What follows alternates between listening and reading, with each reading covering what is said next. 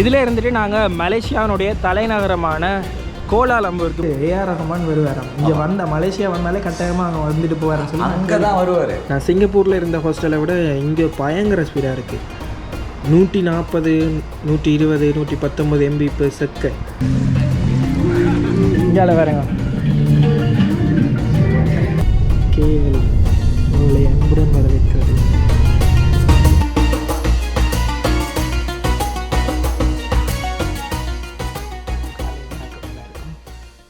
இதில் வந்துட்டு கீழே போயிட்டு பேக்கை வச்சுட்டு இடங்களாம் சுற்றி பார்ப்போம். ஹாஸ்டலுக்கு கீழே ஒரு விஷயம் பார்த்தீங்களா? இந்த சூர்யா அந்த படத்தில் கொண்டு வருவார், விக்ரம் படத்தில், அந்த ஸ்பீக்கர் இருக்குது. இதால் வாஷிங் மிஷின் எல்லாமே இருக்குது. நீங்கள் வந்தீங்கன்னா வடிவத்தை துவச்சிக்கொள்ளலாம். இங்கே இருக்குது. பூனை வளர்க்குறாங்க ஹாஸ்டலில். எங்களை பெரிய பூனை, ஃபுல்லாக பூனை தான். பேக் அங்கே வச்சாச்சு. நீ வெளியே போய் சுற்றி பார்த்துட்டு ஒரு கொஞ்ச நேரத்தில் வந்துட்டு பேக் எடுத்துகிட்டு போகலாம். செக் அவுட் பண்ணியாச்சு. இதில் இருந்துட்டு முதல்ல போயிட்டு நாங்கள் சாப்பிடுவோம். இதுலேயும் லிட்டில் இண்டியா இருக்குது. லிட்டில் இண்டியாவுக்கு பக்கத்தில் ஒரு தமிழ் கடை இருக்குது. நேற்று நான் முதல் வீடியோவில் போய் அங்கே தான் சாப்பிட்டேன். நான் பயங்கர பசி. சாப்பிட்டுட்டு நாங்கள் இதில் மிஞ்சி இருக்கிற 2 முக்கியமான இடங்கள் இருக்குது. அந்த 2ஐயுமே நாங்கள் போய் பார்க்குறோம். அடுத்ததாக பஸ் ஸ்டாண்ட் போகிறோம். பஸ் அங்கே போய் தான் புக் பண்ண போகிறோம். நீங்கள் யாராவது முதலே பிளானாக புக் பண்ணிக்கொள்ளணும்னு சொன்னால் ரெட் பஸ் ஆப் இருக்குது தானே, இல்லாட்டிக்கு ஈஸி புக்கிங்காக ஈஸி கோச்சான்னு தெரியலை, அந்த ஆப்பும் இருக்குது. அதில் நீங்கள் புக் பண்ணிக்கொள்ளலாம். புக் பண்ணிட்டா போய்க்கொள்ளலாம். 2 மணித்தியாலத்தில் ஒன்றே கேஎல்ல விட்டுருவாங்க கோலாலம்பூரில். ஒரு மாதிரி கடைசியாக ஸ்ரீ காவேரி ரெஸ்டாரண்ட் அண்ட் கேட்ரிங்குக்கு வந்தாச்சு. ஏதாவது தோசை, இட்லி அப்படி ஏதாவது விடிய சாப்பிட்டு போவோம். இப்போ நேரம் 11:16. விடிய சாப்பிடாமல் ஒரு ரெடியாக லஞ்சை சாப்பிட்டு போகலாம்னு சொல்லுவாங்க. லஞ்சை இங்கே வந்து ரெடி ஆகிட்டேன். வெள்ளைச்சோறு, புழுங்கல் சோறும் இருக்குன்றத. இங்கால அல்வா மாதிரி ஏதோ ஒன்று இருக்குது. அதில் கீரை வகை, அப்பளம், மீன் ஒன்றுமே எடுத்துருக்குறேன். என்ன இங்கே ஒரு குறை பருப்பு இல்லை. பருப்பு இருந்துருந்தால் சூப்பராக இருக்கும்.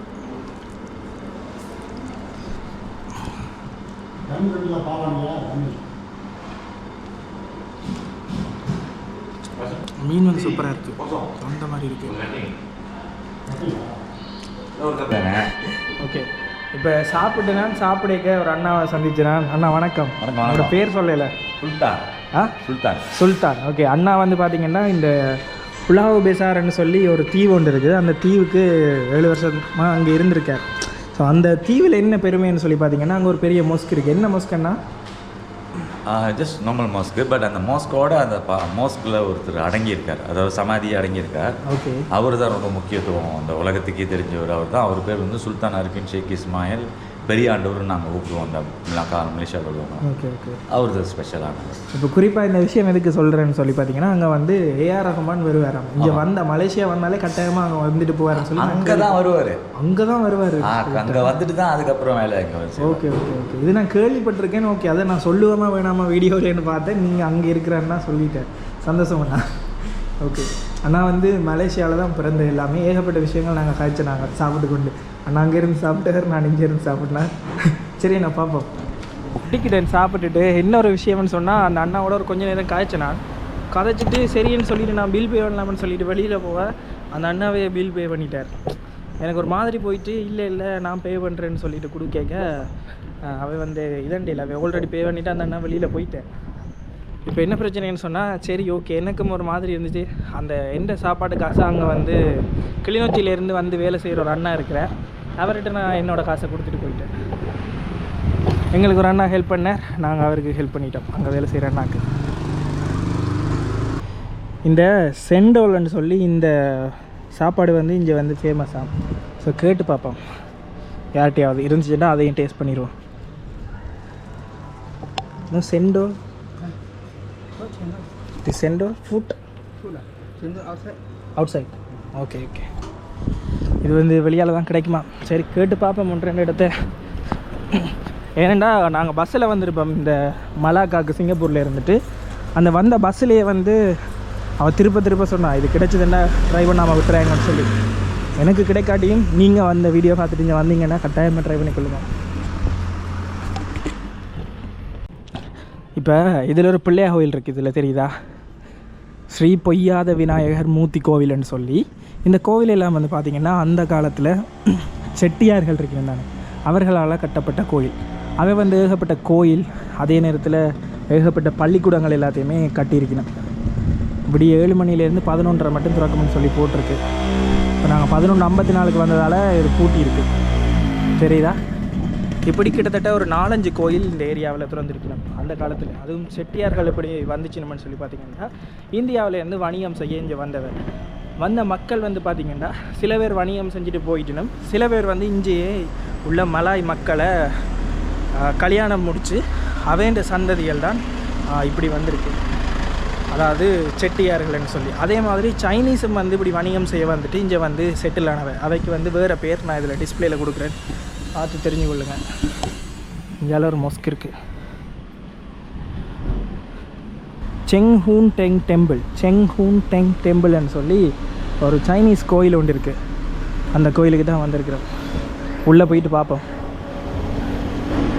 இந்த ஸ்ட்ரீட் ஃபுல்லாகவே சைனீஸ் கடைகள் தான் கிடக்குது கணக்க. எவ்வளோ வித்தியாசமாக இருக்குன்னு பாருங்கள், அந்த மேல் கூரை அமைப்பு எல்லாமே. இது எப்படி நாங்கள் நேற்று மிஸ் பண்ணமோ தெரியல. நல்ல வடிவாக இருக்குது. மேலே எல்லாம் பாருங்கள், எங்களோட கோபுரங்கள் எல்லாமேன்ற மாதிரி இதில் கட்டி வச்சுருக்கணும்.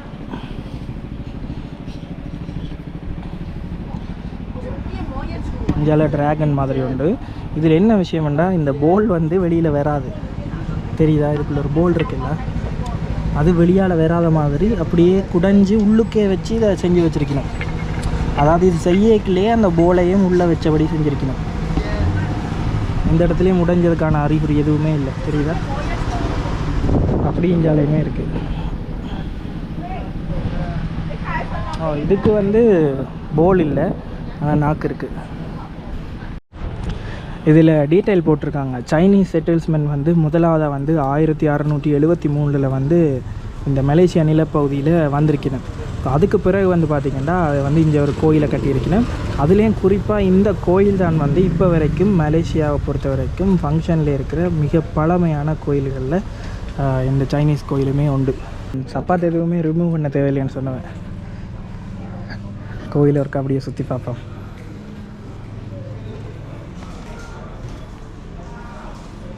இதில் பாருங்க, அந்த சந்தனக்குச்சி மாதிரி தண்டி வச்சுருக்கணும். பயங்கர பிரம்மாண்டமாக தான் இருக்கு உள்ளுக்கு. மேலே உள்ள அந்த வேலைப்பாடுகள் எல்லாம் பாருங்கள், இதெல்லாம் ஃபுல்லாக மரத்துலேயே செஞ்சுருக்கேன். நான் நினைக்கிறேன் தேக்கிலையாக இருக்கும். ஒரு தேக்கு மரம் வந்து பார்த்திங்கன்னா கிட்டத்தட்ட ஒரு கப் சைஸுக்கு வாரத்துக்கு, இல்லாட்டிக்கு ஒரு பிளேட் சைஸுக்கு வாரத்துக்கு 80 வருஷத்துக்கு மேலே எடுக்கும். அதால் தான் மலேசியாவை பொறுத்த வரைக்கும் நீங்கள் ஒரு மரத்தை வெட்டுறேன்னு சொன்னால் நீங்கள் 8 மரம், அதாவது 8 சீடிங் பண்ணணும். 8 தொடக்கம் 10 மரங்கள் புதுசாக நட்டாப்புறது தான் நீங்கள் ஒரு மரத்தை வெட்டுறதுக்கான அந்த பெர்மிட் மாதிரியான விஷயங்கள் எல்லாம் தந்து கொள்ளிடணுமா. இதுலேயுமே பாருங்கள், அந்த போல் மாதிரி தான் வச்சுருக்கணும். இந்த விஷயத்தை எல்லா இடத்துலையுமே பார்க்கக்கூடிய மாதிரி இருக்குது.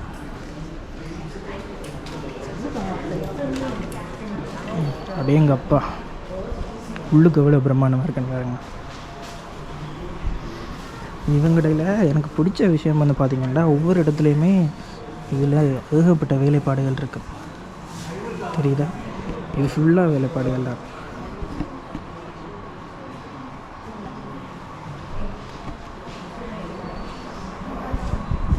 மேலையெல்லாம் பாருங்கள், அப்படி இந்த கூரையில்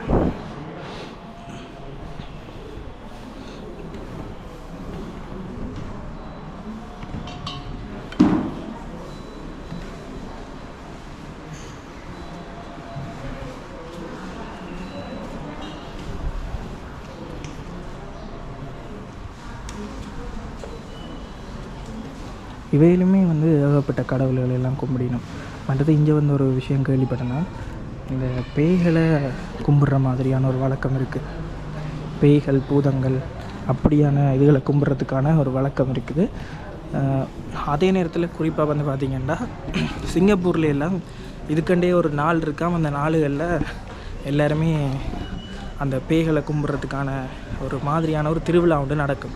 அந்த திருவிழாவிலையுமே ஏகப்பட்ட ஆட்கள் வந்து பங்கு கொள்ளுவேணும்னு சொல்லி கேள்விப்பட்டிருக்கேன். நான் சிங்கப்பூரில் அதை கேட்க மறந்துட்டேன், அதான் இங்கே சொல்லிக்கொள்கிறேன்.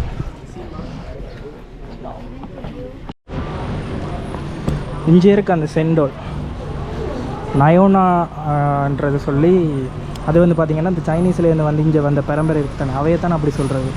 செண்டோல் கேட்டு பார்ப்போமா என்ன ப்ரைஸ்ன்னு சொல்லி. இங்கே வந்து நான் கேட்டேனா இந்த செண்டோல் இருக்காமல் நான் வேறு மீள இதுகள் போட்டு தெரிவிக்கணுமா. சரி இங்கே வந்துட்டு இங்கே சாப்பாடு சாப்பிட்டு போனேன். யா 6 ரிங்கெட் தான் சாப்பிட்டு போவோம். மற்றது இங்கே வந்து துரியன் வந்து ஃபேமஸ், எல்லா இடத்துலையுமே துரியன் வந்து விற்று கொண்டிருக்கணும். அதுலேயும் துரியன் செண்டோலுமே போட்டு குடிக்கணும். கட்டாயமாக இங்கே வந்தீங்கன்னா வெறும் வயிற்றோட வந்து சாப்பிட்டு கொள்ளுங்க. நான் அங்கே வந்து விடியாவும் சாப்பிட்டு வந்ததால் ஆனால் சூப்பராக இருக்கும்.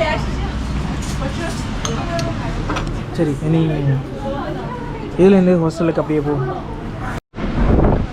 இதில் குடித்தது உண்மையாக நல்லா இருக்குது. இந்த ட்ராகன் மாதிரி இருக்குது தானே, இதுக்கு பக்கத்துலேயே போட்டில் போட்டிருந்தது, சூப்பராக இருக்குது. தேங்காய் இதில் தான் செஞ்சுருக்கேன்.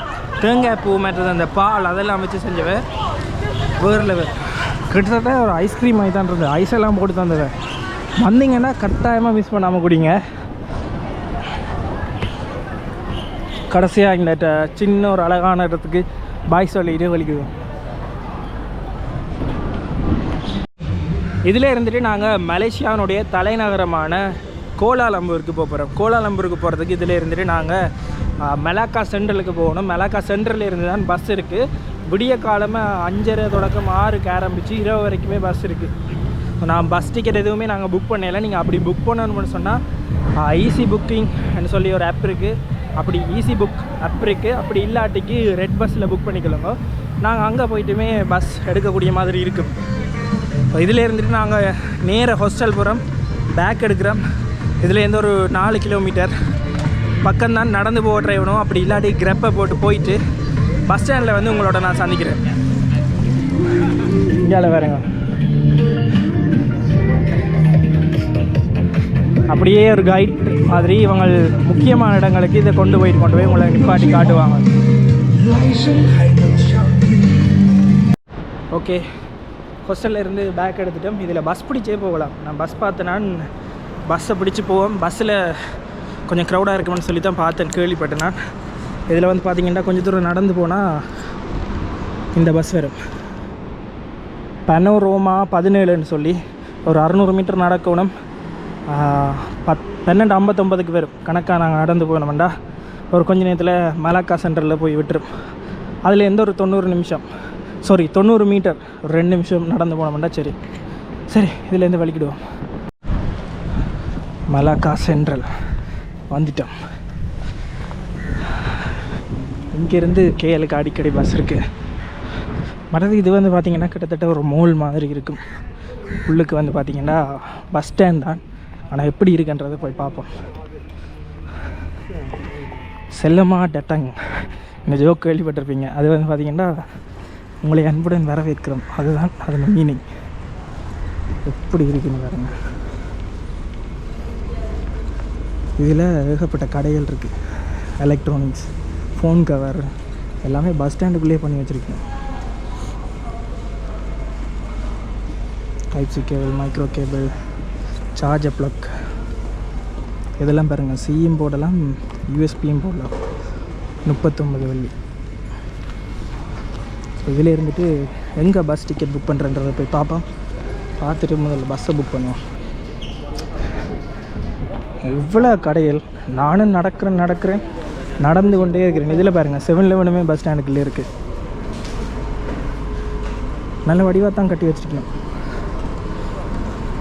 அதாவது நான் சொல்கிறது இது பஸ் ஸ்டாண்டுக்கு உள்ளேயே, பஸ் டெர்மினல் இருக்குது தானே அதுக்குள்ளே. இப்போ இலங்கையில் கூட பஸ் ஸ்டாண்டை சுற்றி கடைகள் இருக்குது, ஆனால் இது பஸ் ஸ்டாண்டுக்கு உள்ளே. இதுதான் பஸ் ஸ்டாண்டு. ஏகப்பட்ட பஸ் லைன்ஸ் ஓடுது. அந்த பக்கம் பார்த்திங்கன்னா ஃபுல்லாக பஸ்ஸுகள் தான். இந்த easybook.com இருக்குது தானே, அந்த வெப்சைட்டில் நீங்கள் போனீங்கன்னா வடிவாக ப்ரீ பிளான் பண்ணி வராக்கள் இதில் புக் பண்ணிக்கொள்ளுங்க.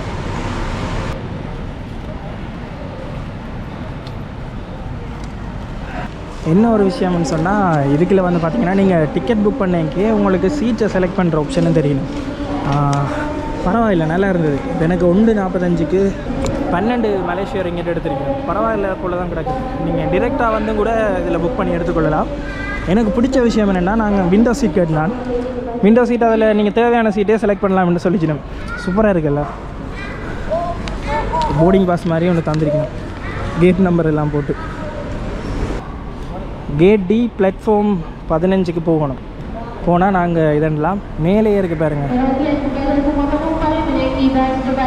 இன்னொரு விஷயம் பாருங்கள், இதில் QR கோடை ஸ்கேன் பண்ணணும். ஸ்கேன் பண்ணால் தான் விடுது போல். பார்ப்போம், எல்லாமே புதுசாக இருக்குது. அவங்களுமே ஜோதிச்சு கொண்டிக்கணும். வெளிநாட்டிலேருந்து வந்தாக்களுமே ஜோதிச்சு கொண்டிக்கணும். லோக்கல் ஒரு ஆள் தான் ஹெல்ப் பண்ணுறேன். அதிலே போட்டிருக்கு செக்யூரிட்டி செக்குன்னு சொல்லி. இதில் பார்கோட் மாதிரி QR கோடுன்னு இருக்குது தானே, அதை ஸ்கேன் பண்ணணும்.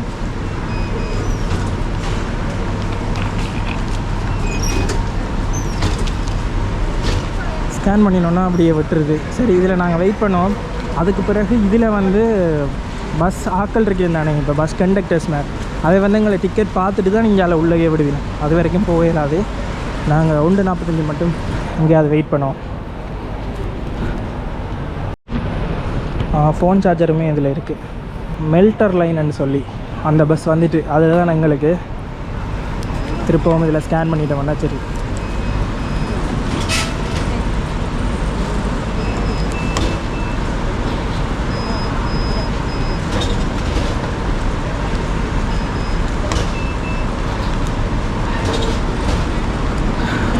பெரிய பேக்கை கீழே போட்டுருவோம். மற்ற எலக்ட்ரானிக்ஸ் திங்ஸ் உள்ள சாமான மேலே கொண்டு போவோம். எப்படி பிளாட்ஃபார்ம் எல்லாம் போட்டு ஆர்கனைஸாக வச்சுருக்காங்கன்னு பாருங்க.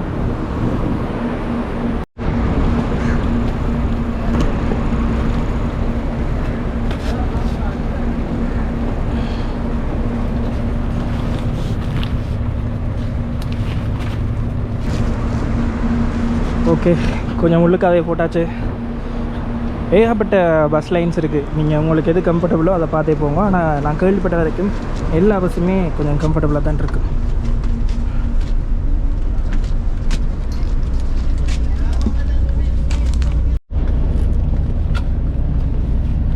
இங்கே இருக்குது சீட் நம்பர் 24. நல்ல ஸ்பேஸ் இருக்குது. இங்கே பாருங்கள், சீட்டும் அட்ஜஸ்ட் பண்ணிக்கொள்ளலாம். கம்ஃபர்டபுளாக தான் இருக்குது. அதில் பாருங்கள், வேறு வேறு லைன்ஸ் இருக்குது. 1:45க்கு பஸ்ஸுன்னு இருந்தது தானே, அது சரியாக இங்கேருந்து எடுக்கிற நேரம் 1:44 சரியாக பஸ் எடுக்க வலிக்கிட்டீங்க.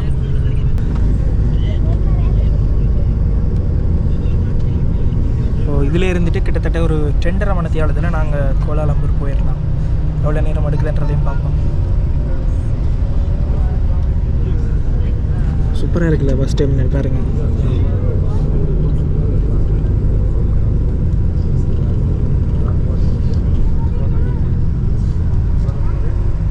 இங்கால இடங்களை பொறுத்த வரைக்கும் பயங்கர வேகமாகவே போகக்கூடிய மாதிரி இருக்குது. ரோட்டெல்லாம் வந்த மாதிரி இருக்குது.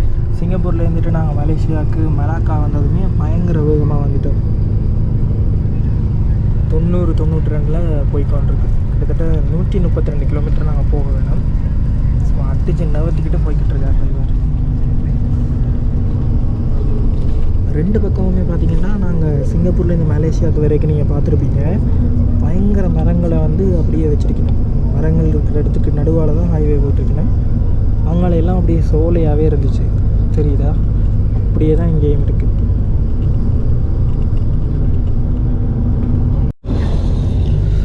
கொஞ்ச நேரம் பஸ்லேயே நிறுத்த கொண்டாச்சு. நாங்கள் இப்போ கோலாலம்பூருக்கு வந்துட்டோம். KL உங்களை அன்புடன் வரவேற்கிறது.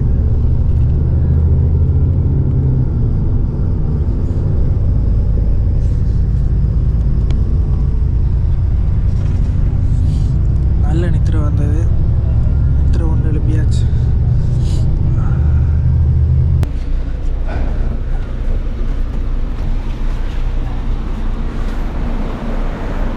நான் நினச்சேன் இது வந்து KL சென்டரில் கொண்டு விடுமென்னு சொல்லி. ஆனால் KL சென்டர் இதிலேருந்து கொஞ்சம் தூரமாக இருக்குது.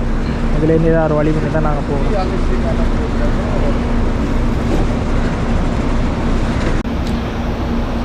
இதிலேருந்து நான் போட்டிருக்கிற ஹாஸ்டலுக்கு வந்து பார்த்திங்கன்னா போகிறதுக்கு ஒரு 1 hour ஆகும் பப்ளிக் டிரான்ஸ்போர்ட்டோவில். சரி, ஏதாவது ஒன்றில் போயிடலாம். நாங்கள் சரியான ரயில்வே ஸ்டேஷனில் நிற்கிறோம்.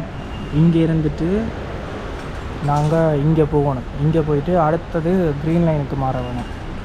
ஹாங் டுவாங்னு போட்டிருக்கு தானே, அந்த இடத்துல போயிட்டு இறங்கிட்டு 1 நிமிஷம் நடந்து க்ரீன் லைனில் மாறிட்டு கேஎல் சென்டரில் இறங்கலாம். ஸோ டிக்கெட் இதில் போயிட்டு எடுப்போம். அதில் டிக்கெட் எடுக்கிற வழி இருக்குது. இதில் போயிட்டு நாங்கள் என்ன லைன்னு பார்த்துட்டு நாங்கள் இங்கே இருக்கிறோம். இங்கே இருந்துட்டு இங்கே போகணும். முதலாக அதை கொடுத்துட்டோம்னா சரி. இப்போ 3:10 ரிங்கட் கேட்குது. நாங்கள் கேஷ்லேயே பே பண்ணலாம். மெட்ரோ கார்டு எடுத்துட்டோம். இதில் அந்த கொயின் மாதிரி ஒன்று விழுது. அதோட எங்களை மிச்ச காசுமே விழுந்துடும். என்ன பிரச்சனைண்டா ஒரு காசையும் ஒன்றோட்டா போட வேண்டியிருக்கு. அப்படி இல்லாட்டிக்கு உங்களை அது விடுதில்லை. இல்லாட்டிக்கு நீங்கள் அதில் வந்துட்டு மெட்ரோ கார்டே வாங்கிக்கொள்ளலாம். இவ்வளவு கன்ஃபியூஷன் ஏனெண்டா ஸ்ரீலங்காவில் இப்படி மெட்ரோ இல்லை. பார்க்குற மக்களே இதுதான் பிரச்சனை, அனுபவம் இல்லை. ஆனால் ஓகே, எங்கே இருந்தாலும் ஒரு கொஞ்ச நேரத்தில் பிடிச்சிட்டவன்னு சொன்னால் அதே மாதிரி தான் எல்லா இடத்துலையுமே இருக்குது. மலேசியா ஃபுல்லாக மெட்ரோ. இந்தியாவிலேயும் கிட்டத்தட்ட இப்படி தான் கார்ட் மாதிரி ஒரு டோக்கன் தான் தெரிவிக்கணும். இப்போ இதே விஷயத்த வந்து நீங்கள் கிரெப்பில் போகிறேன்னு சொன்னால் உங்களுக்கு 18 வெள்ளி கிட்ட முடியுது. ஸோ நீங்கள் வந்தீங்கன்னா வடிவாக மெட்ரோ பிடிச்சி போய்க்கலாம். இதில் இருந்துட்டு அடுத்த ஸ்டாப் மாதிரி போகணும். ஒவ்வொரு 5 நிமிஷத்துக்குமே இதில் மெட்ரோ வரும். நாங்கள் பிளாட்ஃபார்ம் 1 ஏறணும். ஏறிட்டோம்னு சொன்னால் அங்கால போயிட்டு 1 நிமிஷம் நடந்தோம்டா க்ரீன் லைனில் இருந்து நடந்தோம்டா அங்கால எங்களோட பஸ் ஸ்டாண்ட். ஸோ உங்களுக்கு வசதிக்கு ஏற்ற மாதிரி யூஸ் பண்ணிக்கொள்ளுங்க. கிரெப் இங்கே இருக்குது. கிரெப்புமே பரவாயில்ல, ஆனால் அதை விட குறைவாகவே முடிச்சுக்கொள்ளலாம். நான் இதில் இருந்துட்டு இப்போ அடுத்த க்ரீன் லைன் மாறுறதுக்கு போகிறேன். அதுக்கு கிட்டத்தட்ட பார்த்திங்கன்னா 3.10 வெள்ளி தான் வந்தது. கடைசியாக ஹாஸ்டல் மட்டும் போயிட்டு இவ்வளோ முடியுதான்னு பார்ப்போம். கிரெப்பும் இதுவும் சேமானு பார்ப்போம். அப்படி ஓகே கிரெப் சேம்னு சொன்னால் அடுத்த முறை நாங்கள் கிரெப்பே யூஸ் பண்ணிக்கொள்ளலாம். ஆனால் எனக்கு தெரிஞ்சு மெட்ரோ தான் குறைவாக இருக்கும். இதிலேருந்து 6 ஸ்டாப் தள்ளிட்டோம்டா நாங்கள் இறங்க வேண்டிய இடம் வந்திருக்கோம். கூகுள் மேப்பில் எல்லாமே அப்டேட்டாகவே இருக்குது.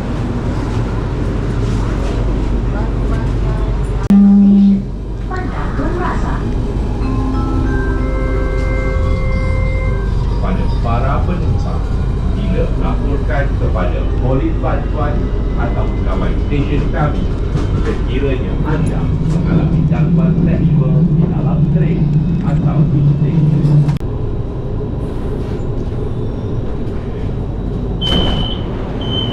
இப்போ நாங்கள் இறங்க வேண்டிய ஹங்துவா ஸ்டேஷனுக்கு வந்துட்டுது. இப்போ இதில் இருந்துட்டு நாங்கள் அடுத்த போகிற ட்ரெயின் வந்து மொனோ ட்ரெயின் பச்சை லைனுக்கு மாற வேணும். சூப்பராக தான் இருக்குது இந்த மெட்ரோவுமே.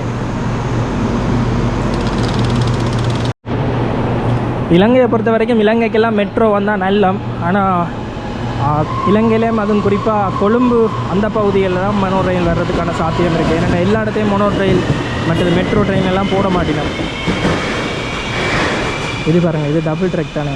நாங்கள் அடுத்ததாக போகிறது வந்து சிங்கிள் ட்ரெக்காக இருக்குது, அதாவது மொனோ ட்ரெயின். ஸ்டேஷனும் சூப்பராக இருக்குது, நல்லா நீட்டாக க்ளீனாக இருக்குது.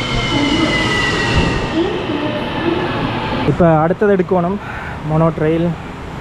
இங்கே இருக்கிறோம் கேஎல் சென்ட்ரல். அதை கொடுத்தோம்னா 2.80 வெள்ளி. இதில் காசை போட்டோம்னு சொன்னால் எங்களுக்கு டிக்கெட் வரும். வெயிட் பண்ணுங்கள்.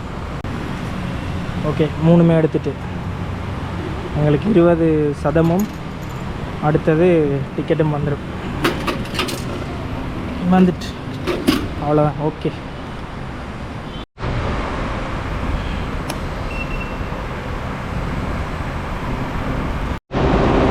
பிளாட்ஃபார்ம் 1க்குரிய ட்ரெயின் வந்துட்டு பாருங்கள். இது வந்து மொனோ ட்ரெயில், அதாவது நடுவில் அந்த ஒரு தூண் மட்டும்தான் இருக்குது, தெரியுதா?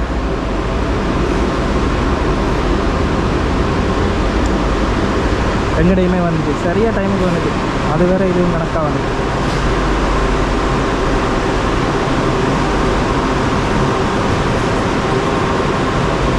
உள்ளுக்கு இன்டீரியரில் கொஞ்சம் ஸ்பேஸ் கூடவாக இருக்குது பார்த்தீங்களா, 2 சைடும் இருக்கிற மாதிரி.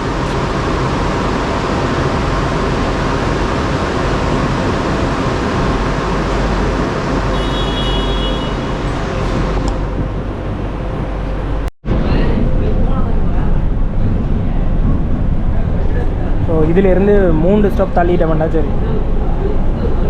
சூப்பராக இருக்குது. ஈஸியாக நாங்கள் ஒரு இடத்துலேருந்து போகக்கூடிய மாதிரி இருக்குது. சீப்பாகவும் போகலாம். கிட்டத்தட்ட நீங்களே கால்குலேட் பண்ணி பாருங்கள். நாங்கள் அதுலேருந்து வெளிக்கிட்ட எவ்வளோ வந்தது, இப்போ இங்கேருந்து இதுலேருந்து போகிறதுக்கு எவ்வளோ வருது. ஸோ நீங்கள் இங்கே வந்தீங்கன்னா மெட்ரோ யூஸ் பண்ணிக்கொள்ளுங்க. கிராப்பை விட இது வந்து பயங்கர சீப்பாக 3 மடங்கு சீப். அதாவது 1/3 பங்கு தான் கிராப்போட காசுலேருந்து 1/3 பங்கு தான் நாங்கள் இப்போ போய் கொண்டிருக்கிறோம். போய் முடிஞ்சாலுமே அவ்வளோதான் வருது. என்ன ஒரு கொஞ்சம் டைம் எடுக்கும். உங்களுக்கு சீப்பாக சுற்றணும்னு சொன்னீங்கன்னா நீங்கள் அதில் போய்க்கொள்ளுங்க. அப்படி இல்லாட்டிக்கு நீங்கள் வந்து வெள்ளனை போகணும்னு சொன்னால் கொஞ்சம் கம்ஃபர்டபுளாக ஃபேமிலியோடு போகணும்னு சொன்னால் நீங்கள் கிராப்பை யூஸ் பண்ணிக்கொள்ளுங்க. கடைசியாக KL சென்டரில் வந்து இறங்கிட்டோம். அந்த இருக்குது போட் மாறி இறங்கிட்டுன்னு ஒன்று ஜோதிச்சு. நான் என்ன அனௌன்ஸ் பண்ணல. வளமே எல்லா ஸ்டேஷனுக்கும் அனௌன்ஸ் பண்ணி கொண்டு வந்தவன் திடீர்னு அனௌன்ஸ் பண்ணல. இதுக்கு மேலே ஸ்டேஷனிலே நினைக்கிறேன். சரி, இதில் இருந்துட்டு ஒரு 200 மீட்டர் நடந்து கூட மாட்டேன். வெளியே எக்ஸிட் ஆகிட்டு எங்களோட ஹாஸ்டலில் போயிட்டு ஃப்ரெஷ் ஆகிட்டு பக்கத்தில் ஏதாவது சாப்பிடலுமாண்டா சாப்பிடுவோம். கீழே பார்த்தனா ரோட்டில் வந்துருந்தா பயங்கர டிராஃபிக். ஏன்னா வேலை முடிஞ்சு போயிடும் போல் வேகப்பட்ட டிராஃபிக்.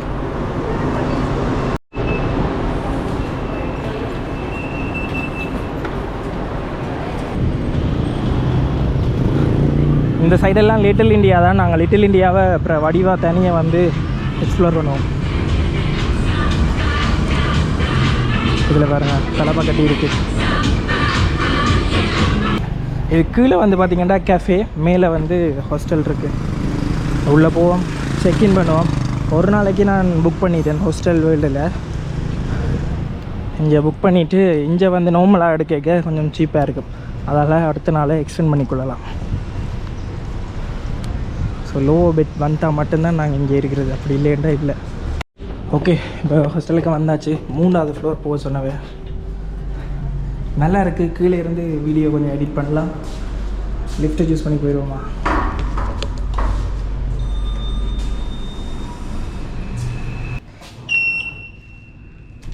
ஓகே, ஒர்க் ஆகுது.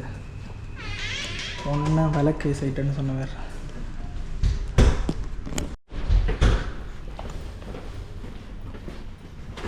This room is never locked. Okay. You are number 4. Okay, thank you. This is not your. This is this. You are number 4. Yeah. Okay, thank you. கடைசியாக நாங்கள் ஹாஸ்டலுக்கு வந்துட்டோம். This is yours.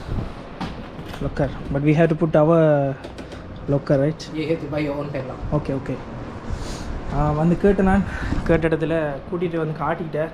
ஏன்னா முதல் வந்து பார்த்த இடத்துல 2 கணக்கு இது இருக்குது. இதே நேமில் உள்ளதுக்கு போய் திறந்து பார்த்தனான் தெரியல. கீழே லோ பெட் தான் தந்தது. ஓகே, இடமும் நல்லா இருக்குது, பிடிச்சிருக்கு. இங்கே ஸ்டே பண்ணலாம். ஒரு நாளைக்கு $8. என்ன முக்கியமான சாமானில் வைக்கிறதுக்கு எங்களோட ஓன் பேட்லாக் தான் நாங்கள் வாங்கணுமா. இதில் நாங்கள் வாங்கிட்டு இதில் லொக் பண்ணணும். மற்றபடி பிலோவும் இதுவும் தந்திருக்கேன். இதில் தான் ஹாஸ்டலில் போயிட்டு குளிச்சுட்டு கொஞ்ச நேரம் படுத்திருந்துட்டு வந்தாச்சு. எங்கேயாவது இரவு சாப்பாடை சாப்பிட்டுட்டு நாங்கள் மலேசியாவில் ஏகப்பட்ட இடங்கள் நான் பிளான் பண்ணி வச்சுருக்கிறேன். அந்த இடங்களுக்கு எல்லாம் எப்படி போகலாம்னு சொல்லி நான் இன்டர்நெட்டில் அப்படிவாக சர்ச் பண்ணி போட்டு அடுத்தடுத்த பிளானிங்கையும் பண்ண வேணும். ஏகப்பட்ட வீடியோ இருக்குது. நான் என்ன சிங்கப்பூர் வீடியோவே எடிட் பண்ணல. நீங்கள் இந்த வீடியோ பார்த்து கொண்டிருக்கிறீங்க, சிங்கப்பூர் வீடியோ பார்ப்பீங்க. பார்த்துட்டு இந்த மலேசியா வீடியோ பார்க்குறீங்க. நான் மேபி தாய்லாண்டுக்கு போயிடுவேன். ஸோ இந்த வீடியோஸ் வந்து ஒரு ஒரு ஒரு கிழமை 2 கிழமை கழிச்சு தான் வரும். நான் நம்ம சிங்கப்பூர் வீடியோவே எடிட் பண்ணல. அதான் இன்றைக்கி போயிட்டு எல்லா வீடியோவையும் கடை எடிட் பண்ணணும். இப்போ சிக்கன் பிரியாணி தான் நான் சொல்லியிருக்கிறேன். இங்கே வந்து நாசி கந்தாரன்னு சொல்லி ஒன்று பயங்கர ஃபேமஸ். நாங்கள் அடுத்தடுத்த சாப்பிடுவோம். இதில் பாருங்கள் கணவாய்க்கறி.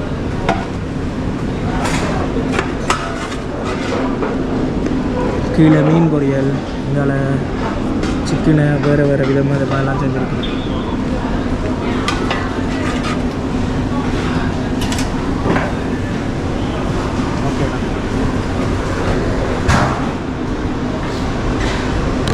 பிரியாணிக்கு மேலே ஏதோ ஒன்று ஊற்றி தந்திருக்கணும். பாப்பன் சாப்பிட்டு எப்படி இருக்குன்னு சொல்லி.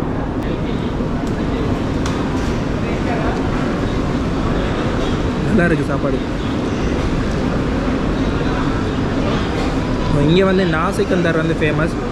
நாங்கள் சாப்பிடுவோம். அதோட வந்து இங்கே புக்கிட் பினாங்கன்னு சொல்லி இன்னொரு ஏரியா இருக்குது. அங்கே வந்து எக்ஸோட்டிக்கான சாப்பாடுகள் சாப்பிடலாம். ஸ்ட்ரீட் ஃபுட்ஸ் மாதிரி ஒரு இது. இங்கே வந்து நாளைக்கு போவோம். நாளைக்கு வந்து பஸ் டூர் மாதிரி ஒன்றும் பார்த்துருக்கேன், அதையுமே இதண்டுவோம்.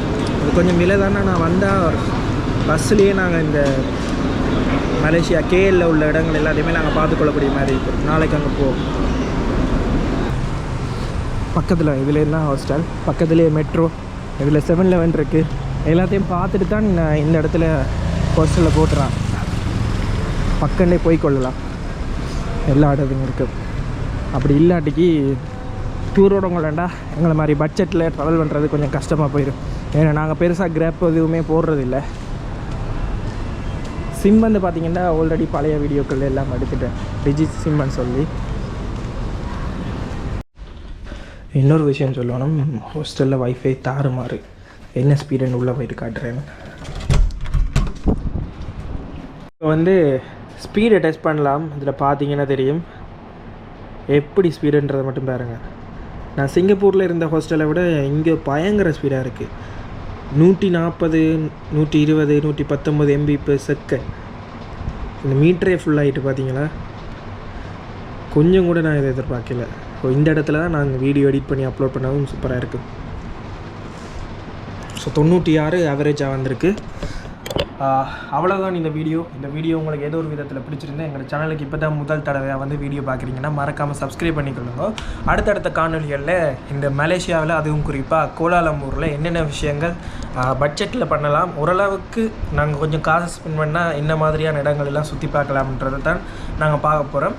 அதுக்கு பிறகு வந்து பார்த்திங்கன்னா நாங்கள் மலேசியாவில் வேறு இடங்களுக்குமே போக போகிறோம். அதெல்லாம் முடிச்சுட்டு நாங்கள் வந்து மலேசியாவிலேருந்து தாய்லாந்து போக போகிறோம். தாய்லாந்துக்கு அடுத்தது கம்போடியா, அடுத்தது லாவோஸ், அடுத்தது வியட்நாம் வரைக்கும் போயிட்டு தான் இந்த ட்ரிப்பையே முடிக்க போகிறோம். ஓகே, இன்னொரு வீடியோவில் சந்திக்கும் வரை நான் உங்கள் கஜன். பாய்.